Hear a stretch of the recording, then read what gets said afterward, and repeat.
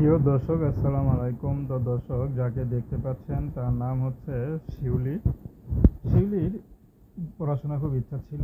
শিউলির ইচ্ছা ছিল পড়াশোনা করে ভালো একটা ডাক্তার হবে, মানুষের সেবা করবে, কিন্তু সেটা আর হয়নি।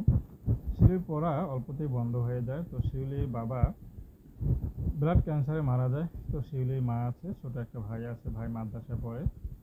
তো মা এখন পরের বাসায় কাজ করে। তো শিউলির বাবা আগে খেতে খামারে কাজ করতো, মাঝে মাঝে গ্রামে ভ্যান চালাতো, যখন যেটা পেতো সেটাই করতো। তো তাতে সেটা দিয়ে সংসারটা অনেক কষ্ট করে চলতো। তারপরে শিউলির ইচ্ছা ছিল পড়াশোনা করে বড় কিছু হবে। শিউলির কষ্টটা থামেনি, শিউলির ধৈর্য ছিল, কিন্তু তার বাবাটা মারা যায়, সব কিছু এলোমেলো হয়ে যায়। তো বর্তমানে শিউলি কী করবে, দিশেহারা হয়ে আছে। তো তার মা চাচ্ছে তাকে বিয়ে শাদী দিতে। আসলে গরিবের ঘরের সন্তান, বিয়ে ছাড়া, স্বামী ঘরে ছাড়া কোনো উপায় নেই।